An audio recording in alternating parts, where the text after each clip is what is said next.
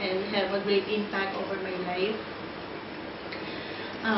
Most especially, you have taught me how to persevere in every trial and to love without end. Thank you, Mommy, for everything. God bless you. God bless you. Mami, nawa kayo ay pagpalain ng Panginoong Diyos, si Jesus, ng isang masaya at mahabang buhay.